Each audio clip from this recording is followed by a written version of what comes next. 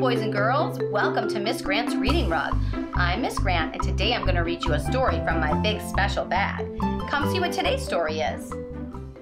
Oh, yay! I love this book. It's called Strega Nona. It says it's an old tale retold and illustrated by Tomie dePaola. This is a great book. When I was a little girl, my daddy used to read this book to me, and I loved it then, and I still love it now.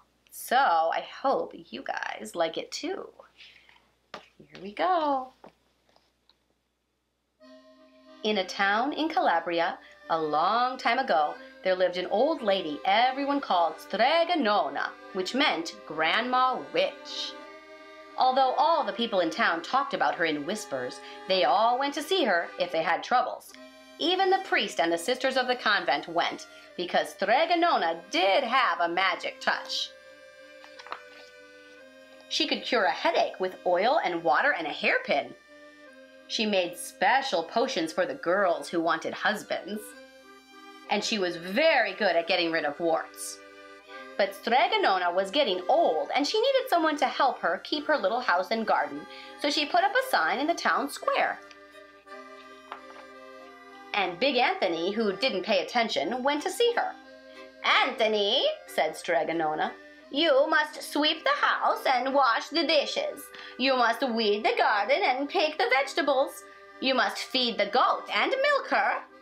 And you must fetch the water. For this I will give you 3 coins and a place to sleep and food to eat." "Oh, grazie," said Big Anthony. "The one thing you must never do," said Strega Nona, "is touch the pasta pot. It is very valuable and I don't let anyone touch it." "Oh, si, yes," said Big Anthony. And so the days went by. Big Anthony did his work, and Strega Nona met with the people who came to see her for headaches and husbands and warts. Big Anthony had a nice bed to sleep in next to the goat shed, and he had food to eat.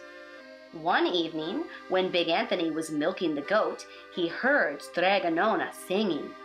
Peeking in the window, he saw Strega Nona standing over the pasta pot. She sang, "Bubble, bubble, pasta pot, boil me some pasta nice and hot. I'm hungry and it's time to sup. Boil enough pasta to fill me up." And the pasta pot bubbled and boiled and was suddenly filled with steaming hot pasta. Then Strega Nona sang, "Enough, enough, pasta pot, I have my pasta nice and hot. So simmer down my pot of clay until I'm hungry another day." "How wonderful," said Big Anthony. "That's a magic pot for sure." And Strega Nona called Big Anthony in for supper. But too bad for Big Anthony, because he didn't see Strega Nona blow 3 kisses to the magic pasta pot. Mwah, mwah, mwah. And this is what happened. The next day, when Big Anthony went to the town square to fetch the water, he told everyone about the pasta pot. And naturally, everyone laughed at him because it sounded so silly, a pot that could cook all by itself. "You'd better go and confess to the priest, Big Anthony," they said. "Such a lie." And Big Anthony was angry, and that wasn't a very good thing to be. "I'll show them," he said to himself. "Someday I will get the pasta pot and make it cook, and then they'll be sorry." That day came sooner than even Big Anthony would have thought, because 2 days later, Strega Nona said to Big Anthony, "Anthony, I must go over the mountain to the next town to see my friend Strega Amelia. Sweep the house and weed the garden, feed the goat and milk her, and for your lunch there are some bread and cheese in the cupboard. And remember, don't touch the pasta pot." "Oh, yes, yes, Strega Nona," said Big Anthony. But inside he was thinking, "My chance has come." As soon as Strega Nona was out of sight, Big Anthony went inside, pulled the pasta pot off the shelf, and put it on the floor. "Now, let's see if I can remember the words," said Big Anthony. And Big Anthony sang, "Bubble, bubble, pasta pot, Boil me some pasta nice and hot. I'm hungry and it's time to sup. Boil enough pasta to fill me up. And sure enough, the pot bubbled and boiled and began to fill up with pasta.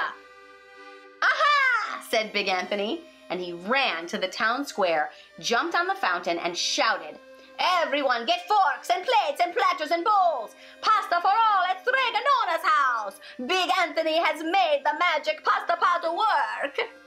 Of course, everyone laughed, but ran home to get forks and plates and platters and bowls. And sure enough, when they got to Strega Nona's house, the pasta pot was so full it was beginning to overflow. Big Anthony was a hero! He scooped out pasta and filled the plates and platters and bowls. There was more than enough for all the townspeople, including the priest and the sisters from the convent. And some people came back for 2 and 3 helpings, but the pot was never empty. When all had had their fill, Big Anthony sang, "Enough, enough, pasta pot, I have my pasta nice and hot. So simmer down my pot of clay until I'm hungry another day."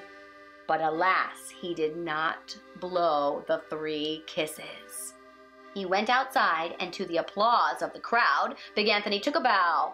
He was so busy listening to compliments from everyone that he didn't notice the pasta pot was still bubbling and boiling until a sister from the convent said, "Oh, Big Anthony, look!"